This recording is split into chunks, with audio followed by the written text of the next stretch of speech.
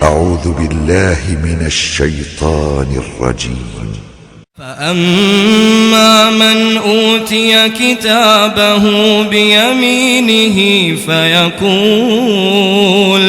فيقول هاؤم اقرءوا كتابيه إني ظننت أني ملاق حسابيه فهو في عيشة راضية في جنة عالية قطوفها دانية كلوا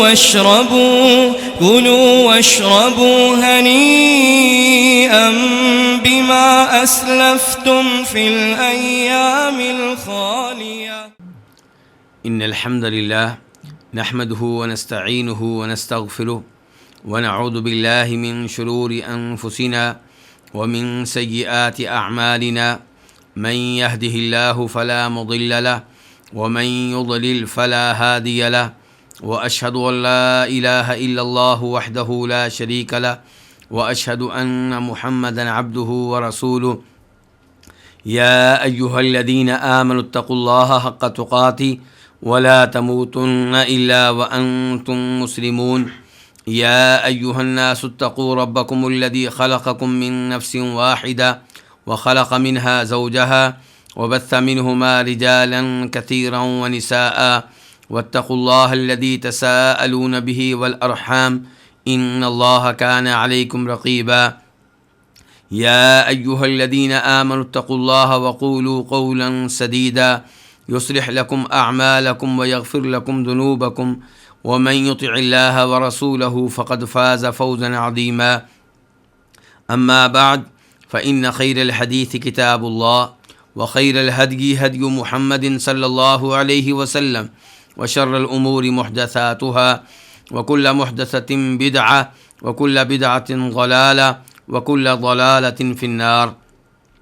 قال تعالى ربنا واجعلنا مسلمين لك ومن ذريتنا أمة مسلمة لك وأرنا مناسكنا وتب علينا إنك أنت التواب الرحيم. سورہ بقرہ کی آیت نمبر 128. اس کا ترجمہ کچھ یوں ہے کہ اے ہمارے رب اور ہمیں بنا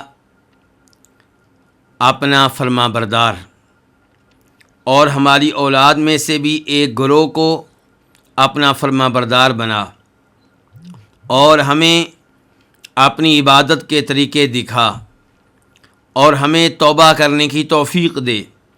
بے شک تو ہی بہت توبہ قبول کرنے والا نہایت رحم کرنے والا ہے. یہ دعا کون کر رہے ہیں؟ یہ دعا ابراہیم علیہ السلام اور اسماعیل علیہ السلام کر رہے ہیں. کب؟ اس کے لیے آیت نمبر 127 پہ غور کرنا ضروری ہے. آیت نمبر 127 میں اللہ رب العزت نے بتایا کہ ابراہیم علیہ السلام اور اسماعیل علیہ السلام بیت اللہ کی بنیادیں اٹھا رہے تھے، بلند کر رہے تھے، اور ساتھ ساتھ اللہ تعالیٰ سے دعا کر رہے تھے کہ اے اللہ ہماری طرف سے یہ نیکی قبول کرنا، کیونکہ تو ہی بہت سننے والا ہے، بہت علم رکھنے والا ہے. تو ابراہیم علیہ السلام، اسماعیل علیہ السلام بیت اللہ تعمیر کرتے ہوئے جو دعائیں کر رہے تھے، اللہ رب العزت ان دعاؤں کا تذکرہ فرما رہے ہیں. ایک دعا کا تذکرہ آیت نمبر 127 میں ہو گیا، اور اب آیت نمبر 128 میں اللہ تعالیٰ ان کی دیگر دعاؤں کا تذکرہ فرما رہے ہیں. چنانچہ اللہ تعالیٰ کہتے ہیں ربنا، یعنی کہ ابراہیم علیہ السلام، اسماعیل علیہ السلام کیا کہہ رہے ہیں؟ اے ہمارے رب. رب کس کو کہتے ہیں؟ رب اس کو کہتے ہیں جو خالق ہو، جو مالک ہو، جو رازق ہو، جو مدبر الامور ہو.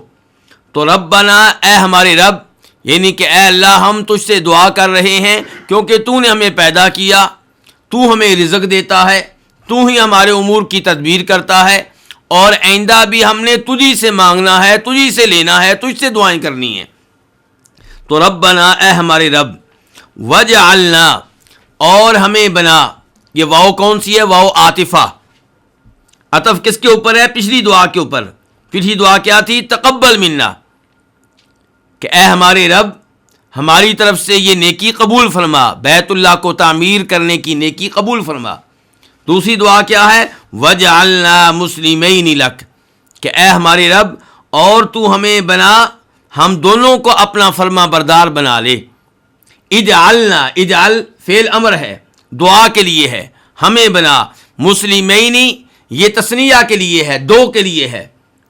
واحد کے لیے لفظ کیا ہوتا ہے؟ مسلمون، اور جمع کے لیے کیا ہوتا ہے؟ مسلمین، اور یہاں پہ لفظ کیا ہے؟ مسلمین، کیونکہ وہ دو ہیں تو اس لیے لفظ کیا بولا گیا؟ مسلمین، کہ اللہ ہمیں فرما بردار بنا لے، اطاعت گزار بنا لے، لکا اپنے لیے، خالص اپنے لیے۔ تو ابراہیم علیہ السلام اور اسماعیل علیہ السلام دونوں پہلے سے اللہ کے اطاعت گزار تھے، دونوں مسلمان تھے، پھر یہ دعا کیوں کر رہے ہیں؟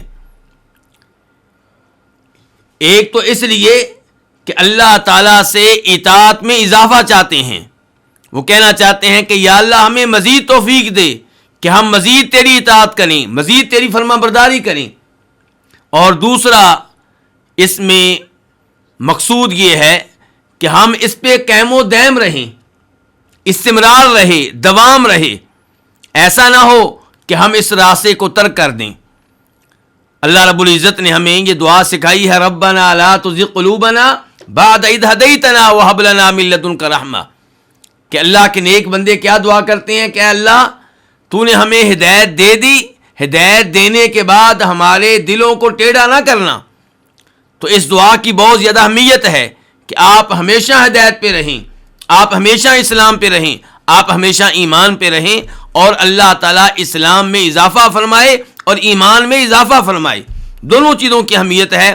اس لیے ابراہیم علیہ السلام اور اسماعیل علیہ السلام کیا کہہ رہے ہیں؟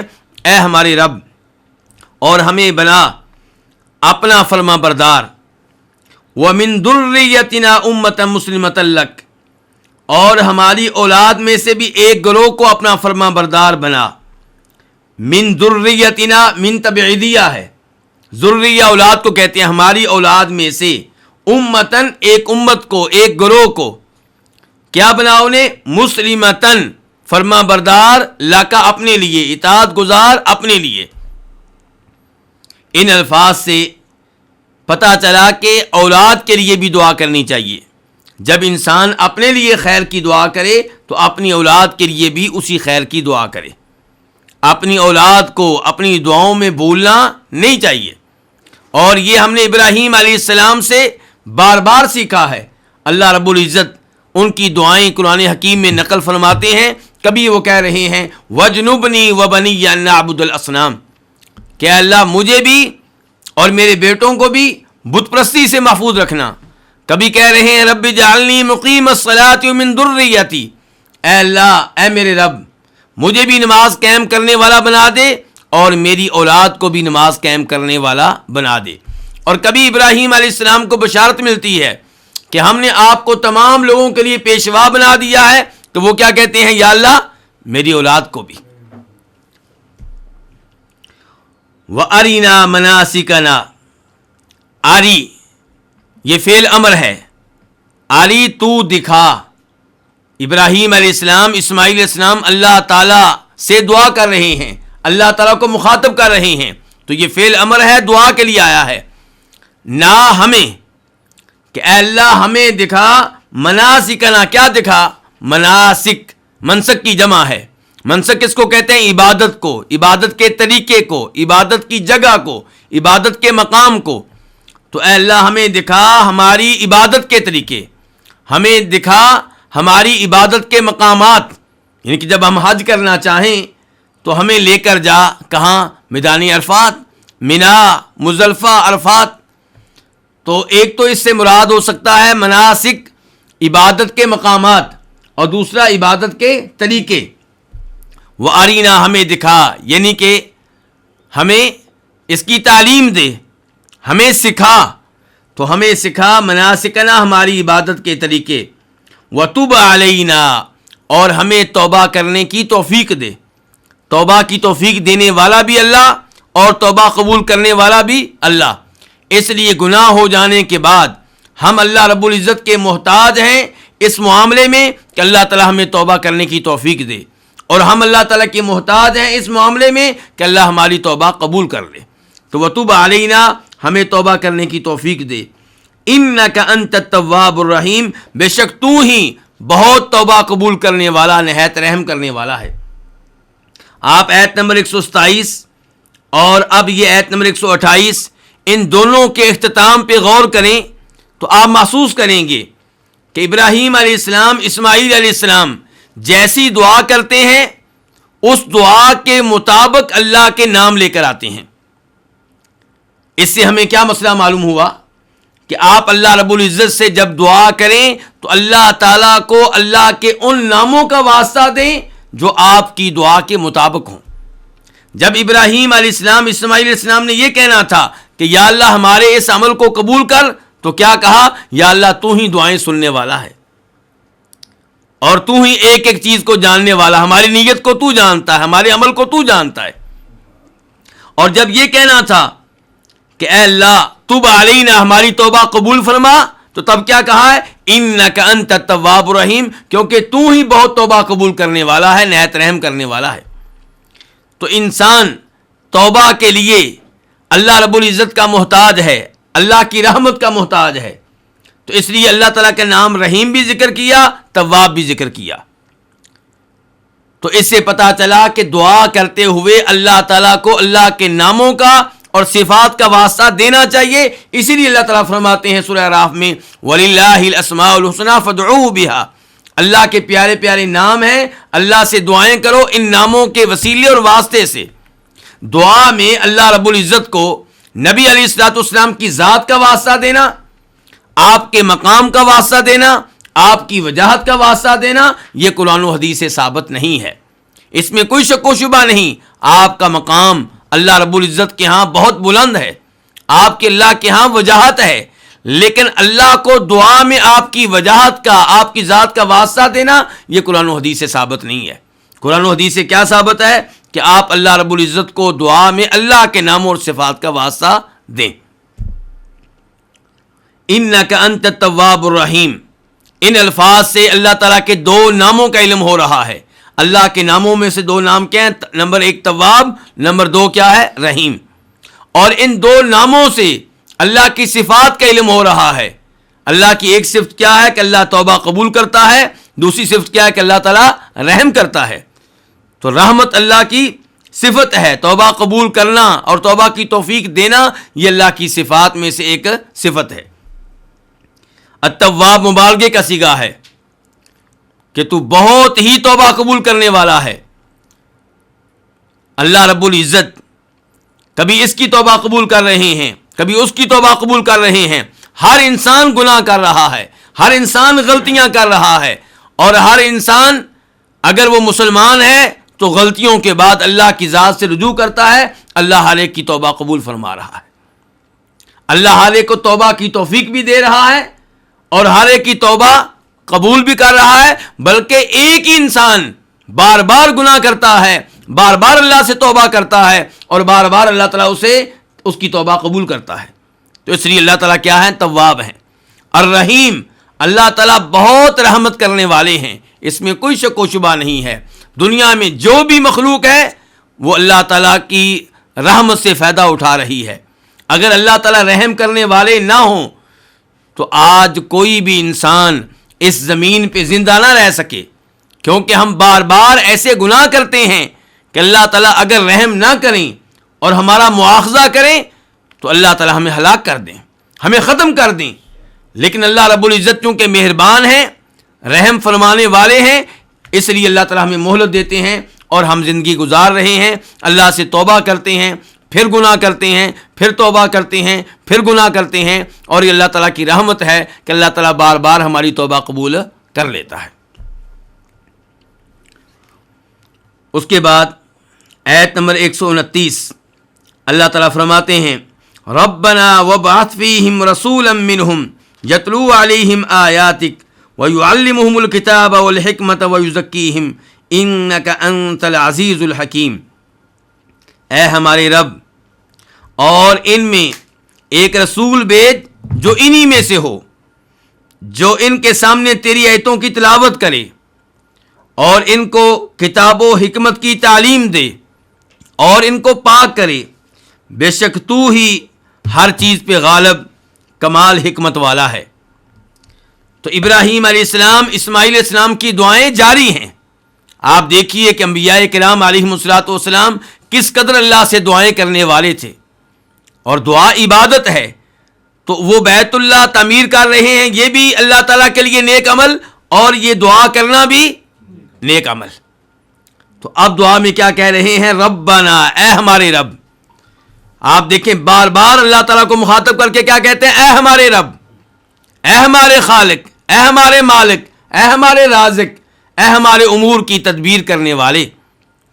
تو اللہ رب العزت سے مانگنے سے پہلے اللہ رب العزت کے سامنے اقرار کرنا چاہیے کہ یا اللہ پہلے بھی نعمتیں تو دے رہا ہے، پہلے بھی ہمارے امور کی تدبیر تو کر رہا ہے، ہمارا خالق بھی تو ہے، رزق دینے والا بھی تو ہے، آئندہ بھی تجھی سے سوال کرتے ہیں۔ انبیاء کرام علیہم الصلوۃ والسلام سے دعائیں کرنے کا طریقہ سیکھنا چاہیے۔ افسوس سے کہنا پڑتا ہے پاک و ہند میں ایسا ماحول بنا دیا گیا ہے کہ لوگ مشکل اوقات میں بھی براہ راست اللہ رب العزت کو پکارنے کی بجائے فوت شدگان کو پکارتے ہیں، اصحاب قبور کو پکارتے ہیں، اور نعرہ لگا رہے ہوتے ہیں یا علی مدد، شیخ عبد القادر جیلانی شیئا للہ۔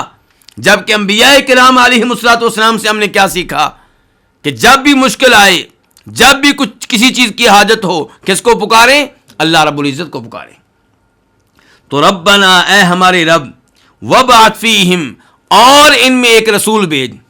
تو ایک دفعہ پھر واو عطف آئی ہے کیونکہ پچھلی دعاؤں کے اوپر عطف ہے۔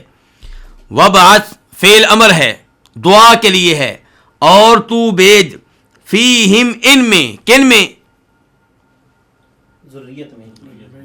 یعنی کہ ابراہیم اسماعیل السلام کہہ رہے ہیں کہ ہماری اولاد میں ایک رسول انہی میں سے بھیج، اہل مکہ میں ایک رسول ہماری اولاد میں سے بھیج، انہی میں سے بھیج۔ ربنا، اے ہمارے رب، وابعث، اور تو بھیج، فیہم، ان میں، رسولاً، ایک عظیم رسول۔ عظیم کس کا معنی ہے؟ تنوین آئی ہے۔ تو اے اللہ ان میں ایک رسول بھیج، منہم، انہی میں سے۔ اب یہاں پہ غور کیجئے گا، ابراہیم علیہ السلام، اسماعیل علیہ السلام اللہ تعالیٰ سے سوال کر رہے ہیں کہ ان میں ایک رسول آئے جو انہی میں سے ہو، یعنی کہ انسانوں میں سے ہو، جنوں میں سے نہ ہو، فرشتوں میں سے نہ ہو، کیونکہ اگر رسول جنات میں سے ہوگا، فرشتوں میں سے ہوگا تو اسے دیکھنا ممکن نہیں ہوگا، اس کی گفتگو سننا ہر موقع پہ ممکن نہیں ہوگا، اسے نمونہ بنانا، حجت بنانا ممکن نہیں ہوگا، اس کا کردار اور اس کی سیرت ملاحظہ کرنا ممکن نہیں ہوگا۔ تو اس لیے رسول کن میں سے ہو؟ انسانوں میں سے ہو۔ تو پتہ چلا کہ نبی علیہ الصلوۃ والسلام انسان ہیں، بشر ہیں، نوری مخلوق نہیں ہیں۔ اور جب وہ کہہ رہے ہیں کہ اللہ ان میں رسول بھیج جو انہی میں سے ہو، اس کا دوسرا مطلب یہ ہے کہ وہ ہماری اولاد میں سے ہو۔ اور اللہ رب العزت نے ابراہیم علیہ السلام اور اسماعیل علیہ السلام کی یہ دعا قبول کی کتنے عرصہ کے بعد؟ 2000 سال کے بعد۔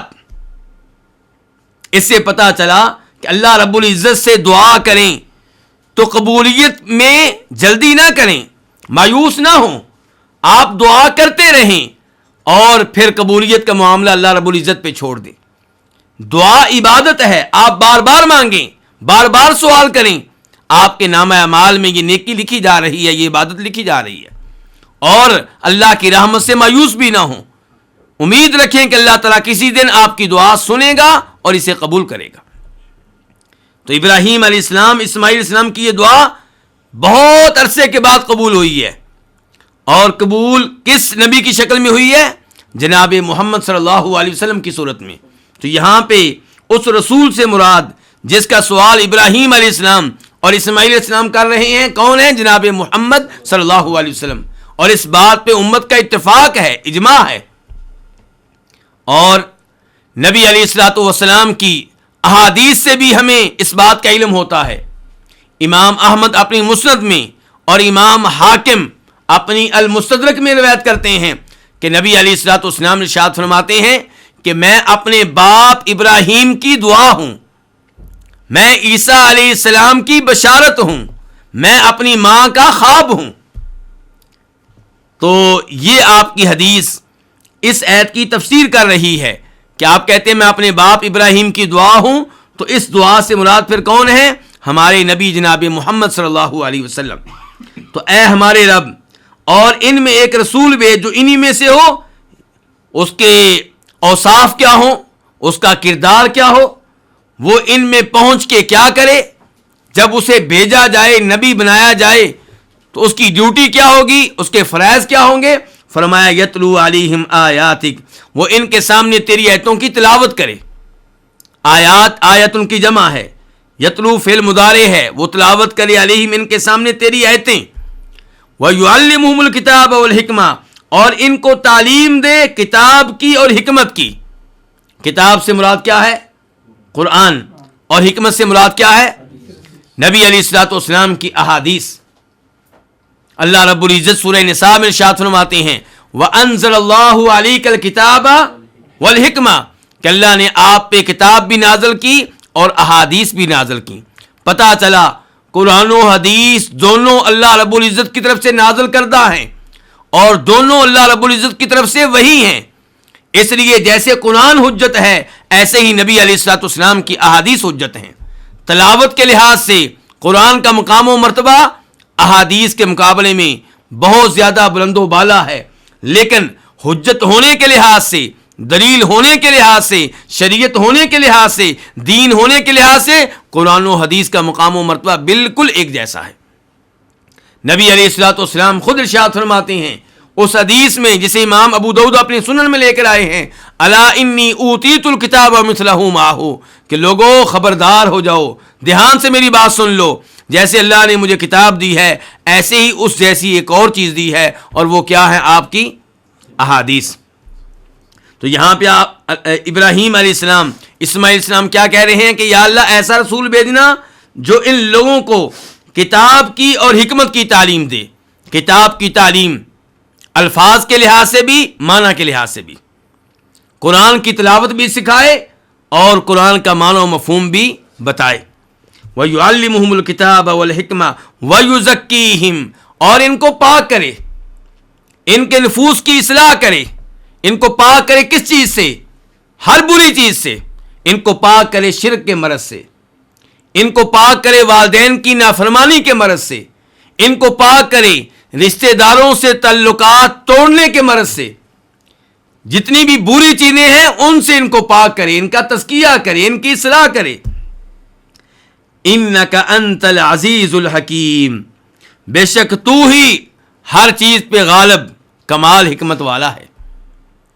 جب اللہ رب العزت سے سوال کیا ہے کہ یا اللہ ہماری اولاد میں ایک عظیم رسول بھیجنا، تو اللہ تعالیٰ سے آخر میں کہا جا رہا ہے کہ یا اللہ تو ہر چیز پہ غالب ہے، یہ کام کرنا تیرے لیے مشکل نہیں ہے، تو اگر چاہے تو تیرے لیے کوئی بھی اس میں مشکل نہیں ہے. اس لیے کہا انک انت العزیز الحکیم، کہ بے شک تو ہی ہر چیز پہ غالب اور کمال حکمت والا ہے.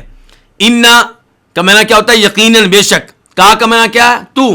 پھر آگے انت ضمیر فصل آ گئی، تو اس لیے اب ہم کیا کہتے ہیں؟ بے شک تو ہی. تو انت تاکید کے لیے ہے.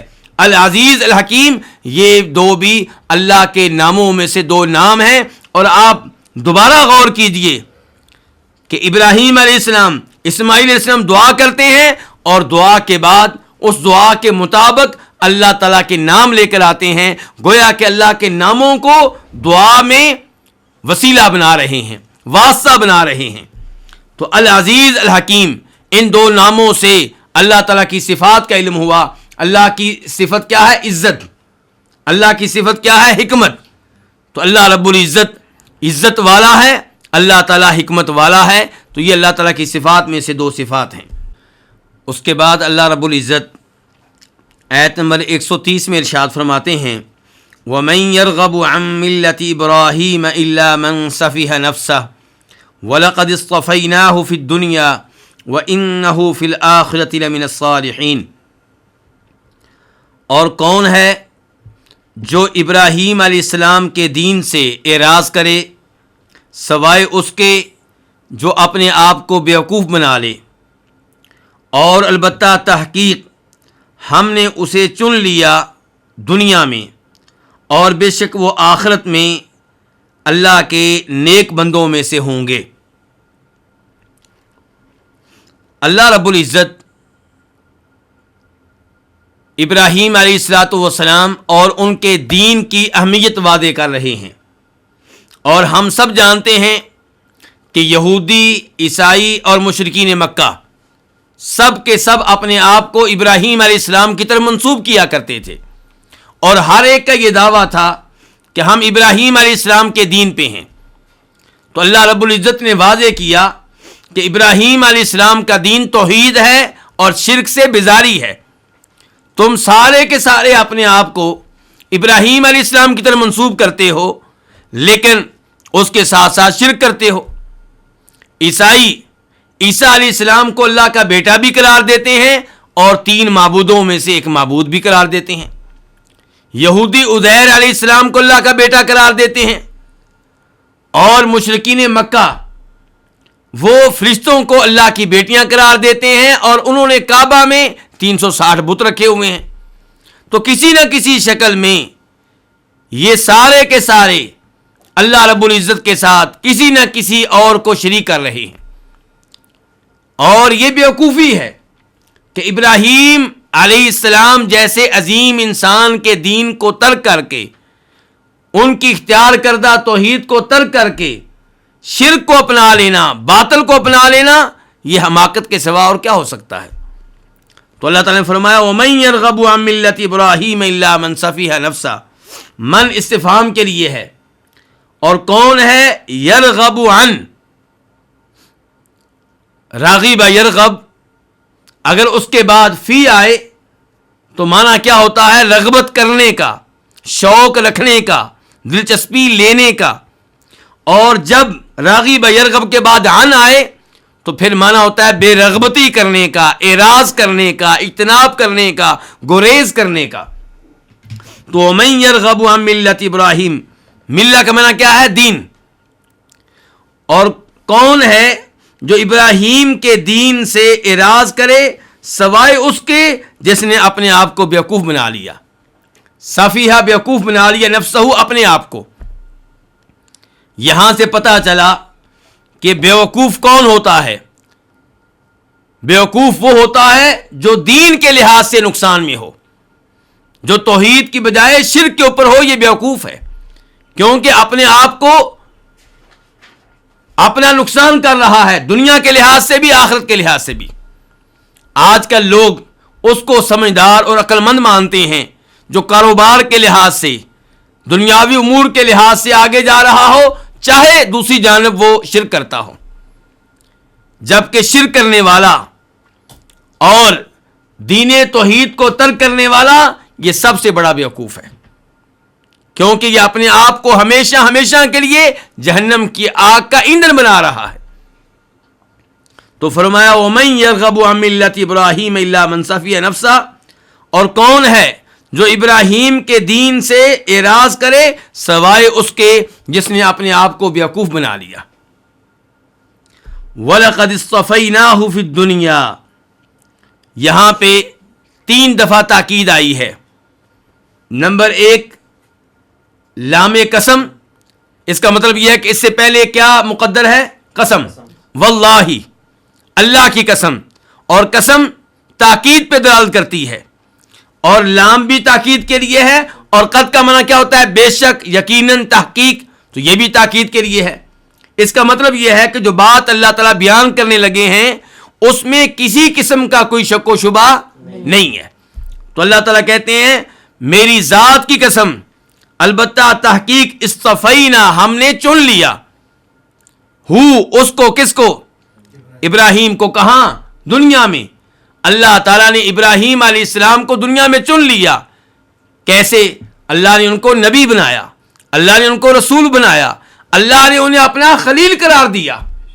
اور آپ سب جانتے ہیں کہ اللہ رب العزت نے انسانوں میں سے صرف 2 کو اپنا خلیل بنایا ہے، اپنا گہرا دوست بنایا ہے، ایک جناب ابراہیم علیہ السلام اور دوسرے جناب محمد صلی اللہ علیہ وسلم۔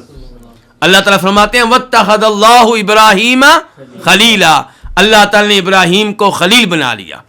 تو ابراہیم علیہ السلام کو اللہ تعالیٰ نے کئی اعتبار سے چن لیا، کئی اعتبار سے فضیلت دی، کئی اعتبار سے دوسروں پہ اللہ تعالیٰ نے ان کو ترجیح دی. اور ابراہیم علیہ السلام ہمارے نبی جناب محمد صلی اللہ علیہ وسلم کے بعد سب سے بڑھ کر فضیلت رکھتے ہیں، مقام رکھتے ہیں. اسی لیے ان کا نام درود شریف میں بھی آتا ہے. اللہم صلی علی محمد وعلی آل محمد کما صلیت علی ابراہیم وعلی آل ابراہیم انک حمید مجید. اور اس کے بعد والے حصے میں بھی ان کا نام موجود ہے. وَإِنَّهُ فِي الْآخِرَةِ لَمِنَ الصَّالِحِينَ. پہلے اللہ رب العزت نے ابراہیم علیہ السلام کی شان، ان کا شرف اور ان کا وہ اعزاز بیان کیا جو ان کو دنیا میں دیا گیا، اور اس کے بعد اللہ تعالیٰ آخرت میں ان کے شرف کو واضح کر رہے ہیں. اللہ تعالیٰ کہتے ہیں وَإِنَّهُ، بے شک وہ، یہاں پہ بھی تاکید آئی ہے اِنَّا، یعنی کہ جو کچھ ہم بتانے لگے ہیں ابراہیم علیہ السلام کے بارے میں اس میں کوئی شک و شبہ نہیں ہے. بے شک وہ فی الآخرۃ، آخرت میں، لمن الصالحین، البتہ کن میں سے ہوں گے؟ نیکوکاروں میں سے ہوں گے. الصالحین صالح کی جمع ہے، نیک کو کہتے ہیں. اور صالح کا لفظ اللہ رب العزت نے انبیاء کرام علیہم الصلوۃ والسلام کے اوپر بھی استعمال کیا ہے اور ان لوگوں پہ بھی استعمال کیا ہے جو مقام و مرتبہ کے لحاظ سے انبیاء کرام علیہم الصلوۃ والسلام سے نیچے ہوتے ہیں. تو انبیاء کرام بھی صالحین میں سے ہیں اور صحابہ کرام بھی صالحین میں سے ہیں، شہداء بھی صالحین میں سے ہیں، لیکن صالح ہونے میں جو مقام و مرتبہ انبیاء کرام کا ہے وہ دوسرے لوگوں کا نہیں ہے. تو وَإِنَّهُ فِي الْآخِرَةِ، اور بے شک وہ آخرت میں، لَمِنَ الصَّالِحِينَ، البتہ نیکوکاروں میں سے ہوں گے. یعنی کہ وہ صالحین جن کو اللہ شان دے گا، جن کو اللہ درجات دے گا، جن کو جنت میں اعلیٰ مقام ملے گا، ابراہیم علیہ السلام ان میں سے ہوں گے. اور آخرت میں انسان کا صالحین میں شمار ہو جانا یہ بہت بڑا اعزاز ہے، بہت بڑا مقام ہے. جناب سلیمان علیہ السلام کو دیکھیے کیا کہہ رہے ہیں، وَأَدْخِلْنِي بِرَحْمَتِكَ فِي عِبَادِكَ الصَّالِحِينَ، کہ اے اللہ مجھے اپنی رحمت کے ذریعے اپنے نیک بندوں میں شامل کر لے. اور یوسف علیہ السلام کیا کہہ رہے ہیں، توفنی مسلمہ والحقنی بالصالحین، یا اللہ مجھے موت آئے تو اسلام کی حالت میں آئے اور مجھے نیک لوگوں میں شامل کر دینا. تو ہمیں بھی اللہ رب العزت سے دعا کرنی چاہیے کہ اللہ تعالی ہمیں بھی روز آخرت ان میں شامل فرمائے جو اللہ کے صالحین بندے ہیں. اس کے بعد آیت نمبر 131، اذ قال له ربه اسلم قال اسلمت لرب العالمین. جب ان سے کہا، کن سے کہا؟ ابراہیم علیہ السلام سے. جب ابراہیم علیہ السلام سے ربہ، ان کے رب نے کہا، اسلم، فرما بردار ہو جا، اطاعت گزار ہو جا. قال، تو ابراہیم علیہ السلام نے کہا، اسلمت لرب العالمین، میں فرما بردار ہو گیا، میں اطاعت گزار ہو گیا. کس کا؟ رب العالمین کا، اس ذات کا جو تمام جہانوں کے لیے رب ہے، جو تمام جہانوں کا رب ہے. میں اس کا اطاعت گزار بندہ بن گیا. اللہ رب العزت نے یہاں پہ ابراہیم علیہ السلام کی ایک اور فضیلت بیان کی ہے، ان کا ایک اور شرف بیان کیا ہے، ان کا ایک اور اعزاز بیان کیا ہے کہ اللہ رب العزت نے ان سے کہا تھا، اسلم، کیا ابراہیم اپنا آپ میرے حوالے کر دو. اسلام کسے کہتے ہیں؟ اپنے آپ کو کسی کے حوالے کر دینا، کسی کے سپرد کر دینا. تو اللہ تعالیٰ ابراہیم علیہ السلام سے کہہ رہے ہیں، ابراہیم اپنا آپ میرے حوالے کر دو، میرے سپرد کر دو، اپنے جسم پہ میرا حکم چلاؤ، تمہارے جسم پہ چلے تو میرا حکم چلے. تو ابراہیم علیہ السلام نے کہا، اے اللہ میں تیرا فرما بردار بن گیا، تیرا اطاعت گزار بن گیا، میں نے اپنا آپ تیرے حوالے کر دیا، تیرے سپرد کر دیا. ابراہیم علیہ السلام کیا پہلے مسلمان نہیں تھے؟ پہلے بھی مسلمان تھے، لیکن آئندہ کے لیے اللہ رب العزت سے وعدہ کر رہے ہیں کہ یا اللہ میری پوری زندگی اسلام کی حالت میں گزرے گی، ایمان کی حالت میں گزرے گی، تیری اطاعت کرتے ہوئے گزرے گی، اور اپنے جسم پہ تیری شریعت کو نافذ کروں گا، تیرے احکام کو نافذ کروں گا۔ اذ قال له ربه اسلم، جب ابراہیم سے اس کے رب نے کہا، اس کے رب نے، کون سی ربوبیت ہے؟ ربوبیت خاصہ۔ اللہ تعالیٰ سب کے رب ہیں، لیکن یہاں پہ اللہ تعالیٰ کہہ رہے ہیں کہ میں ابراہیم کا رب ہوں۔ اس سے پتہ چلتا ہے کہ اللہ رب العزت ابراہیم علیہ السلام کا کتنا اہتمام کر رہے ہیں، کتنی ان کو شان دے رہے ہیں کہ اللہ تعالیٰ کہہ رہے ہیں میں ابراہیم کا رب ہوں۔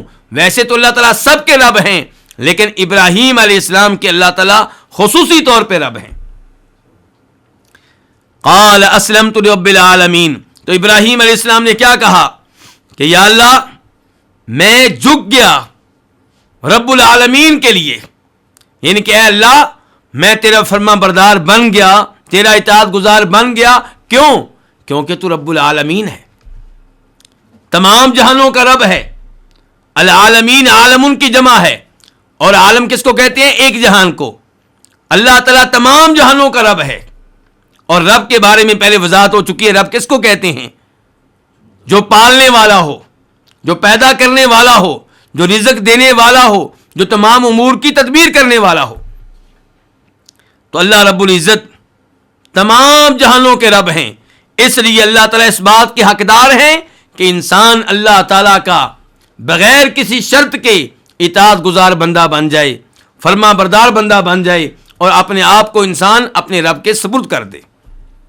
تو اسلمت لرب العالمین، یہاں پہ ربوبیت کون سی؟ ربوبیت عامہ، کہ اللہ تعالیٰ تمام لوگوں کے رب ہیں۔ یہ تھی آیت نمبر 131۔ اب آیت نمبر 132، اللہ تعالیٰ فرماتے ہیں وَوَصَّى بِهَا إِبْرَاهِيمُ بَنِيهِ وَيَعْقُوبُ يَا بَنِيَّ إِنَّ اللَّهَ اصْطَفَىٰ لَكُمُ الدِّينَ فَلَا تَمُوتُنَّ إِلَّا وَأَنْتُمْ مُسْلِمُونَ، اور وصیت کی بہا اس دین کی، ابراہیم نے، بنی ہی اپنے بیٹوں کو، و یعقوب اور یعقوب نے بھی، یعنی کہ یعقوب نے بھی اسی دین کی وصیت کی اپنے بیٹوں کو۔ ابراہیم نے اپنے بیٹوں کو اور یعقوب نے اپنے بیٹوں کو علیہم الصلاۃ والسلام۔ یا بنیہ، اے میرے بیٹو، ان اللہ، بے شک اللہ تعالیٰ نے، اصطفیٰ چن لیا ہے، لکم تمہارے لیے، الدین اس دین کو، یعنی کہ دین اسلام کو، فلا تموتن تم ہرگز فوت نہ ہونا، الا مگر، وانتم مسلمون مگر اس حال میں کہ تم مسلمان ہو۔ ووصى بها ابراہیم، وصا وصیت کی، وصیت کس کو کہتے ہیں؟ کسی بات کا عہد کر لینا، کسی بات کی تاکید کرنا۔ تو ووصى بها ابراہیم، یعنی کہ ابراہیم علیہ السلام نے پکا وعدہ لیا اپنی اولاد سے۔ ووصى بها کی ضمیر کہاں جا رہی ہے؟ ملت کی طرف، یعنی کہ ووصى بها ای بالملہ، کہ ابراہیم علیہ السلام جس دین پہ تھے اس دین کی ابراہیم علیہ السلام نے وصیت کی اپنی اولاد کو، اپنے بیٹوں کو۔ اور دوسرا قول یہ ہے کہ بہا سے مراد ہے اسلمت لرب العالمین، یہ الفاظ، یہ کلمات، کہ ابراہیم علیہ السلام نے اپنی اولاد کو بھی یہ وصیت کی کہ تم نے بھی اللہ رب العزت کے سامنے فرما بردار بن کر رہنا ہے، اللہ کا اطاعت گزار بندہ بن کر رہنا ہے، مسلمان بن کر رہنا ہے۔ تو ووصى بها ابراہیم، اور وصیت کی اس دین کی ابراہیم نے بنی ہی اپنے بیٹوں کو۔ بنی اصل میں نون کے ساتھ ہے، بنین، اضافت کی وجہ سے نون گر گیا ہے، تو بنین جمع ہے کس کی؟ ابن کی۔ تو ابراہیم نے اس دین کی اپنے بیٹوں کو وصیت کی، وہ یعقوب، یعقوب کا عطف ہے کس پہ؟ ابراہیم پہ، کہ یعقوب علیہ السلام نے بھی اپنے بیٹوں کو ابراہیم علیہ السلام کے دین کی وصیت کی۔ یا بنیہ، اے میرے بیٹو، یعقوب علیہ السلام کیا کہہ رہے ہیں؟ اے میرے بیٹو۔ اس سے پتا چلا کہ انسان کو چاہیے تبلیغ کرتے ہوئے، نصیحت کرتے ہوئے ایسے الفاظ استعمال کرے جن میں نرمی ہو، جن میں پیار ہو، تاکہ وہ شخص جس کو آپ تبلیغ کر رہے ہیں، جس کو آپ دعوت دے رہے ہیں، اس کے دل میں آپ کی محبت بیٹھ جائے، اور وہ آپ کی بات سننے کے لیے تیار ہو جائے. اپنی اولاد کو سمجھائیں تو انہیں بھی پیار سے سمجھائیں, محبت سے سمجھائیں. یعقوب علیہ السلام کیا کہہ رہے ہیں؟ یا بنیا, اے میرے بیٹو, ان اللہ, بے شک اللہ نے, اصطفیٰ لکم الدین, اصطفیٰ چن لیا ہے, فعل ماضی ہے, اللہ نے چن لیا ہے تمہاری خاطر. کس چیز کو چن لیا ہے؟ تمہارے لیے کس چیز کو چن لیا ہے؟ دین کو. الدین, اس دین کو, یعنی کہ جس دین کا تذکرہ پہلے ہو چکا ہے. اور وہ دین کون سا دین ہے؟ یعقوب علیہ السلام کا دین ہے, دین اسلام ہے. تو اللہ نے تمہارے لیے اس دین کو چن لیا, یعنی کہ دین اسلام کو چن لیا ہے. فلا تموتن, پس تمہیں ہرگز موت نہ آئے, الا, مگر, اس کے بعد واو ہے حالیہ, مگر اس حال میں کہ تم کیا ہو؟ مسلمان ہو. یہاں پہ سوال پیدا ہوتا ہے کہ کیا موت اللہ کے ہاتھ میں ہے یا انسان کے ہاتھ میں ہے؟ اس میں کوئی شک و شبہ نہیں کہ موت کس کے ہاتھ میں ہے؟ اللہ تعالیٰ کے ہاتھ میں ہے. وہ جس کو چاہتا ہے پیدا کرتا ہے, جس کو چاہتا ہے اس کے اوپر موت طاری کر دیتا ہے. تو پھر یعقوب علیہ السلام اپنے بیٹوں سے کیسے کہہ رہے ہیں کہ تمہیں جب بھی موت آئے اسلام کی حالت میں آئے؟ ان الفاظ کا معنی مفہوم یہ ہے کہ تمہاری پوری زندگی اسلام کی حالت میں گزرے, اللہ کی اطاعت کرتے ہوئے گزرے, اللہ کی فرمانبرداری کرتے ہوئے گزرے, توحید کے اوپر گزرے. اور اللہ تعالیٰ کی یہ سنت ہے, اللہ تعالیٰ کا یہ نظام ہے, اللہ تعالیٰ کا یہ طریقہ ہے کہ جو اپنی جوانی کو, اپنی پوری زندگی کو اللہ کی اطاعت میں گزارتا ہے, اللہ کی عبادت میں گزارتا ہے, اللہ کی توحید میں گزارتا ہے, اللہ تعالیٰ فوت ہوتے وقت بھی اسے توحید پہ موت دیتا ہے, اپنی عبادت پہ موت دیتا ہے, اپنی اطاعت پہ موت دیتا ہے. تو پوری زندگی جیسے آپ گزاریں گے اللہ تعالیٰ عام طور پہ آپ کو ویسے ہی موت دے گا. تو اس لیے یعقوب علیہ السلام اپنے بیٹوں سے یہ کہنا چاہتے ہیں کہ تمہاری زندگی کا ایک ایک لمحہ اللہ تعالیٰ کے دین پہ گزرے, اسلام پہ گزرے, توحید پہ گزرے, شرک سے دور رہتے ہوئے گزرے. فلا تموتن, بس تم ہرگز فوت نہ ہونا مگر اس حال میں کہ تم مسلمان ہو. اس کے بعد اللہ رب العزت آیت نمبر 133 میں فرماتے ہیں ام کنتم شہداء اذ حضر یعقوب الموت اذ قال لبنیہ ما تعبدون من بعدی. کیا تم موجود تھے, کیا تم حاضر تھے جب یعقوب علیہ السلام پہ موت آئی, جب وہ اپنے بیٹوں سے کہہ رہے تھے تم میرے بعد کس کی عبادت کرو گے؟ قالوا, انہوں نے کہا, نعبدو, ہم عبادت کریں گے, الہ کا, آپ کے معبود کی, و الہ آبائک ابراہیم و اسماعیل و اسحاق الہ واحدا, اور آپ کے باپ دادا ابراہیم, اسماعیل, اسحاق کے معبود کی, الہا واحدا, ایک ہی معبود کی, ونحن لہ مسلمون, اور ہم اسی کے لیے فرما بردار ہیں, اسی کی اطاعت کرنے والے ہیں.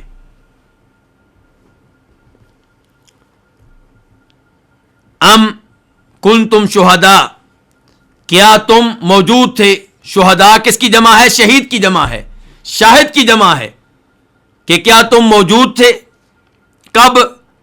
جب یعقوب علیہ السلام پہ موت طاری ہوئی.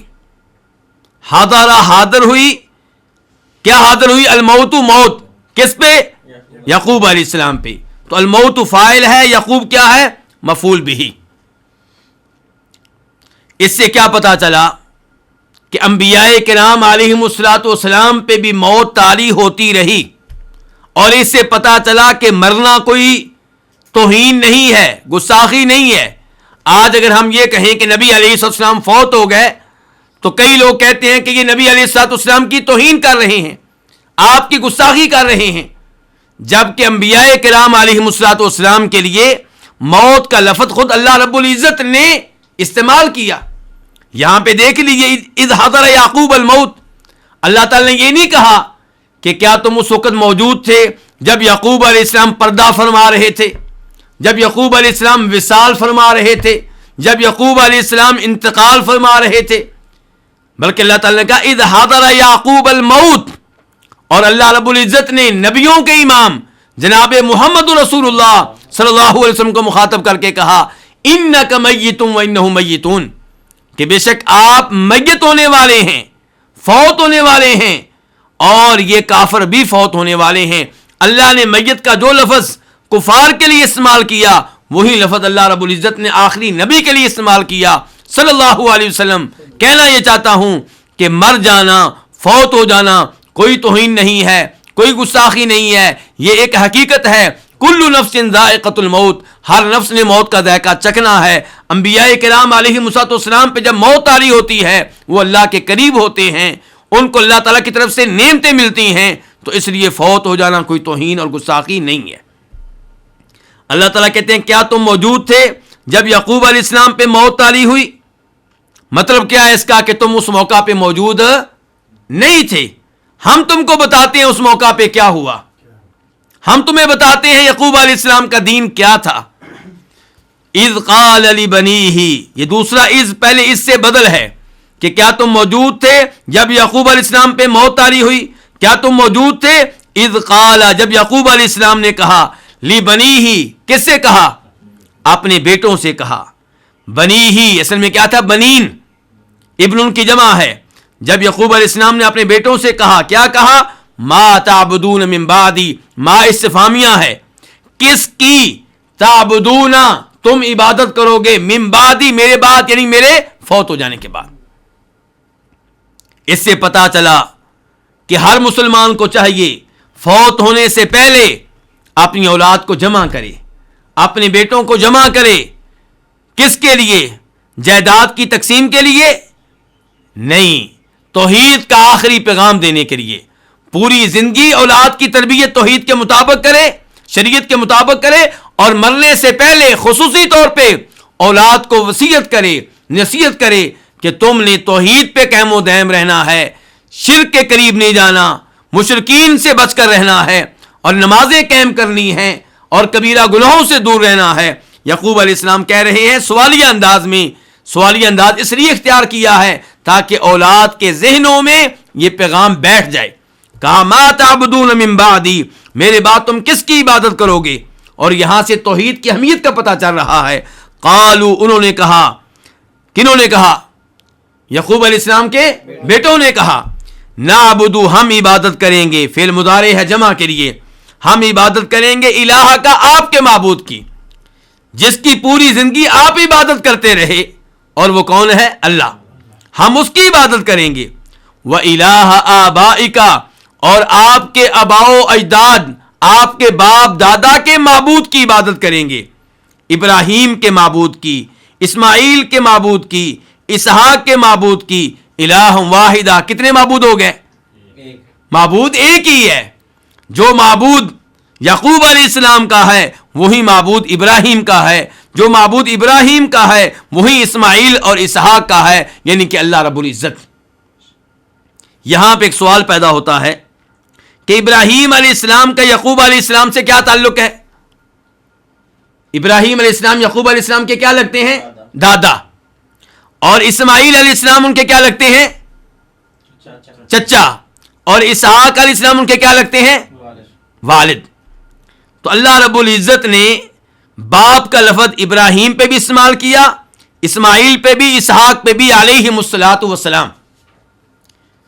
تو دادا یقیناً باپ ہوتا ہے، لیکن مسئلہ ہے اسماعیل علیہ السلام کا، یہ یعقوب علیہ السلام کے باپ کیسے ہو گیا جبکہ یہ تو چچا ہیں؟ تو یعقوب علیہ السلام کے بیٹوں نے یعقوب علیہ السلام سے کیسے کہہ دیا کہ ہم آپ کے باپ دادا کے معبود کی عبادت کریں گے، اور وہ کون ہے؟ ابراہیم اور اسماعیل اور اسحاق علیہم الصلاۃ والسلام۔ تو اس سوال کا جواب یہ ہے کہ اسماعیل علیہ السلام آپ کے چچا ہیں، اور خود ہمارے نبی علیہ السلام نے فرمایا ہے کہ العم بمنزلۃ الاب، کہ چچا باپ کے مقام و مرتبہ پہ ہوتا ہے۔ تو اس لیے اسماعیل علیہ السلام باپ کا مقام و مرتبہ رکھتے ہیں، تو وہ بھی آباء و اجداد میں شامل ہوئے۔ وَنَحْنُ لَهُ مُسْلِمُونَ، اور ہم اسی کے لیے مخلص ہیں۔ کس کے لیے؟ اللہ تعالیٰ کے لیے۔ ہم اسی کی اطاعت کرنے والے ہیں، اسی کی فرما برداری کرنے والے ہیں، یعنی کہ کسی اور کی نہیں کریں گے۔ اس کے بعد آیت نمبر 134، تلک امۃ قد خلت لہا ما کسبت ولکم ما کسبتم ولا تسألون عما كانوا يعملون. یہ ایک امت ہے، قد خلت تحقیق گزر گئی، لہا اس امت کے لیے، اس گروہ کے لیے ہے، ما کسبت جو اس نے کمایا، ولکم اور تمہارے لیے ہے، ما کسبتم جو تم نے کمایا، ولا تسألون اور تم سے سوال نہیں کیا جائے گا، تمہاری باز پرس نہیں ہوگی، عما كانوا يعملون ان اعمال کے بارے میں جو وہ کرتے رہے. تلک امۃ یہ ایک امت ہے. تلک کا اشارہ کدھر ہے؟ ابراہیم علیہ السلام کی طرف، یعقوب علیہ السلام کی طرف، اسماعیل علیہ السلام کی طرف، اسحاق علیہ السلام کی طرف. لیکن یہ تو سارے مذکر تھے، اور تلک یہ لفظ مؤنث ہے، یہ اسم اشارہ مؤنث ہے. تو تلک لفظ ذکر کرتے ہوئے خیال رکھا گیا خبر کا، تلک امۃ، اور امت کا لفظ کیا مؤنث ہے. تو یہ ایک گروہ ہے، یہ ایک امت ہے، قد خلت تحقیق گزر گئی. یہودیوں عیسائیوں کو پیغام دیا جا رہا ہے کہ تم اپنے آپ کو منسوب کرتے ہو ابراہیم علیہ السلام کی طرف، اپنے آپ کو منسوب کرتے ہو یعقوب علیہ السلام کی طرف، اپنے آپ کو منسوب کرتے ہو اسحاق علیہ السلام کی طرف، اور اس نسبت پہ بڑا فخر کرتے ہو، اس نسبت پہ تمہیں بڑا غرور ہے، اس نسبت پہ تمہیں بڑا مان ہے، اور تمہارا یہ خیال ہے کہ اس نسبت کی وجہ سے روز قیامت تمہیں جنت میں داخلہ مل جائے گا، تمہیں جہنم کی آگ سے بچا لیا جائے گا، اور تمہاری اپنی بدعمالیوں کی طرف نہیں دیکھا جائے گا. اللہ نے کہا ایسا نہیں ہوگا. یہ تو ایک امت ہے گزر گئی، ان کے اعمال ان کے لیے، تمہارے اعمال تمہارے لیے. تلک امۃ قد خلت، قد تحقیق خلت گزر گئی، فعل ماضی ہے مؤنث کے لیے، لہا اس کے لیے، کس کے لیے؟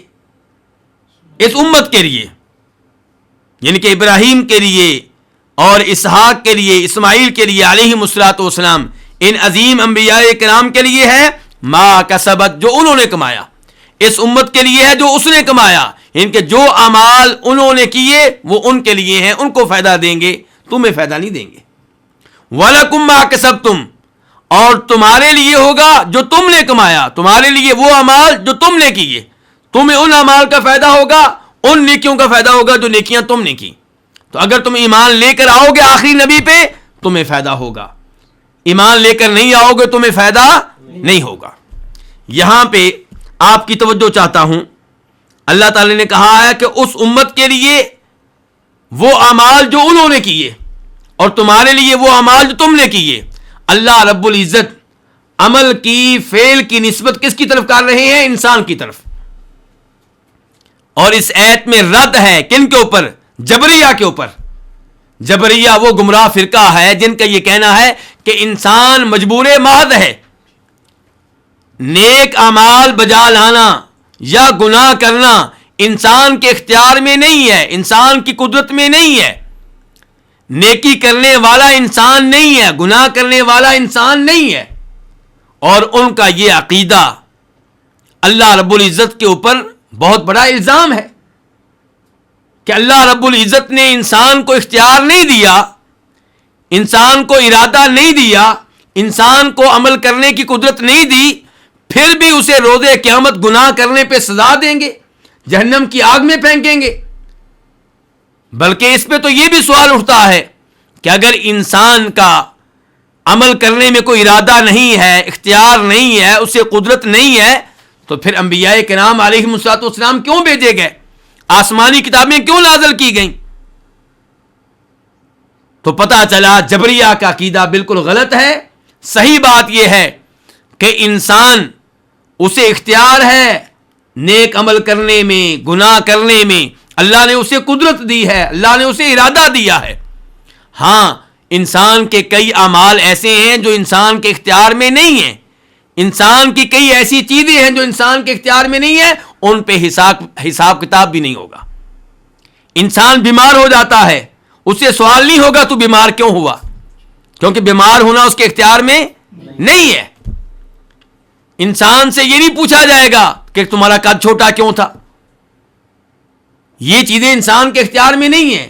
لیکن نیکی کرنا، برائی کرنا، یہ وہ چیزیں ہیں جن پہ انسان کو اختیار دیا گیا ہے، انسان کو قدرت دی گئی ہے، اس لیے یہاں پہ انسان سے باز پرس ہوگی، اس سے سوال ہوگا۔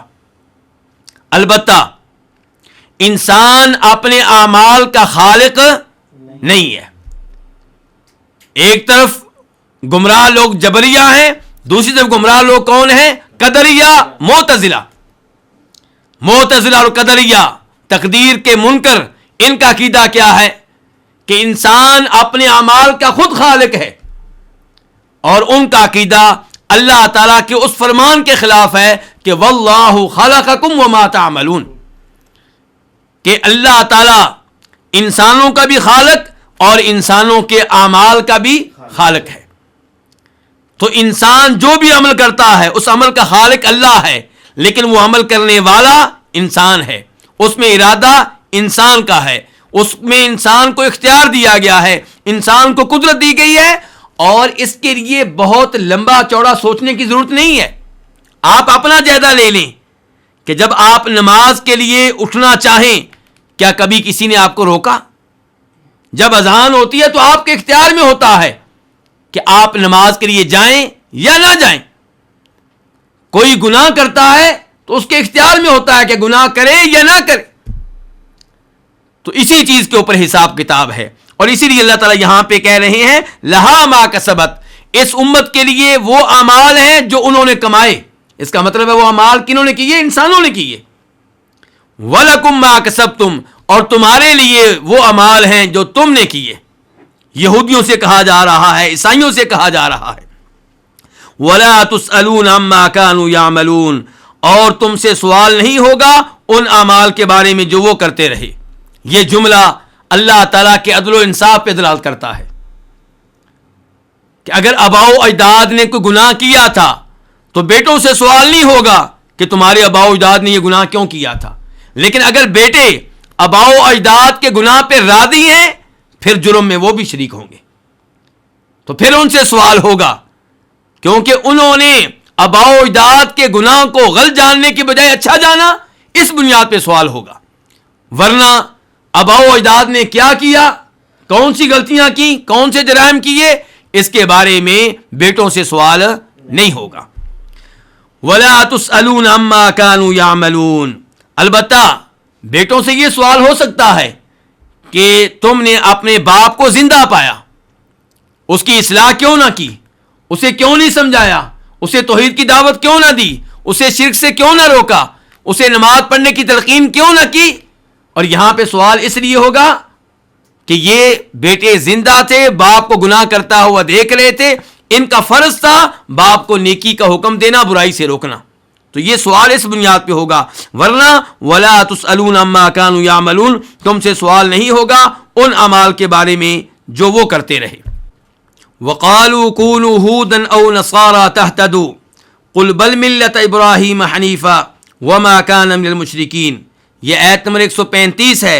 اس میں اللہ تعالیٰ فرما رہے ہیں وقالو، اور انہوں نے کہا، کنہوں نے؟ یعنی کہ یہودیوں نے اور عیسائیوں نے، انہوں نے کہا کونو، تم ہو جاؤ، ہودن یہودی، او نصارا یا عیسائی، تہتدو، تم ہدایت پا جاؤ گے۔ قل، آپ کہہ دیں، بل ملت ابراہیم حنیفہ، بلکہ ہم پیروی کریں گے ابراہیم کے دین کی، حنیفہ، جو حنیف تھے۔ حنیف کا مطلب کیا ہے وہ آگے چل کے وعدے کریں گے۔ وما کان من المشرکین، اور وہ مشرکین میں سے نہیں تھے۔ تو یہودی اور عیسائی کبھی کہا کرتے تھے کہ جنت میں وہ جائے گا جو یہودی ہوگا، اور عیسائی کہتے تھے جنت میں وہ جائے گا جو عیسائی ہوگا، اور کبھی یہاں پہ کہہ رہے ہیں یہودی کہ یہودی بن جاؤ گے تب ہدایت پاؤ گے، اور عیسائی کہہ رہے ہیں عیسائی بن جاؤ گے تب ہدایت پاؤ گے۔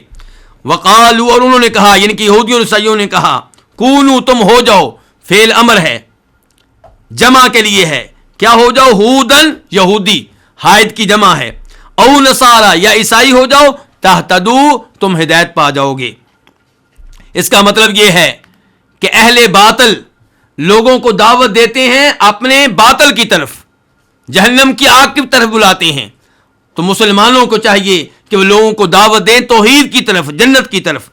قل، اللہ تعالیٰ نے کہا کہ آپ کہہ دیں، ان کے ان سے کہہ دیں، جو یہودیت کی دعوت دے رہے ہیں، جو عیسائیت کی دعوت دے رہے ہیں، آپ ان سے کہہ دیں بلکہ ملتا کا لفظ منصوب ہے کیونکہ اس سے پہلے ایک فعل ہے جو مقدر ہے، مثال کے طور پہ نتبعو، بلکہ ہم تو پیروی کریں گے ابراہیم کے دین کی، ابراہیم کا دین جو توحید والا دین ہے، جو شرک سے بیزاری والا دین ہے، ابراہیم کے دین کی پیروی کریں گے حنیفہ. یہ حال ہے ابراہیم سے، اس حال میں کہ وہ کیا تھے؟ وہ حنیف تھے.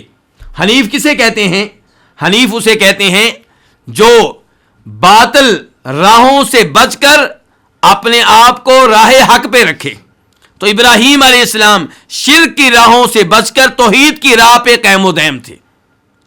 وہ شرک سے بیزار تھے، توحید کے اوپر قائم دائم تھے، اس لیے ان کو کیا کہا گیا؟ حنیف کہا گیا.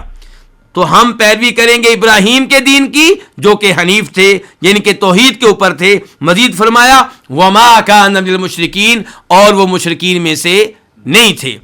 تم لوگ کہتے ہو کہ ابراہیم یہودی تھے، عیسائی کہتے ہیں ابراہیم عیسائی تھے، مشرکین مکہ کہتے ہیں ہمارے دین کے اوپر تھے. اللہ نے کہا تم تینوں کفر و شرک کی راہ پہ چل رہے ہو. ابراہیم علیہ السلام توحید کی راہ پہ تھے، شرک پہ نہیں تھے. اللہ رب العزت سے دعا ہے کہ اللہ تعالی ہمیں بھی توحید پہ قائم و دائم رکھے، اللہ تعالی ہمیں شرک سے محفوظ رکھے، اور اللہ تعالی ہمیں اپنا کلام سے ایمانوں میں سمنے کی توفیق عنایت فرمائے.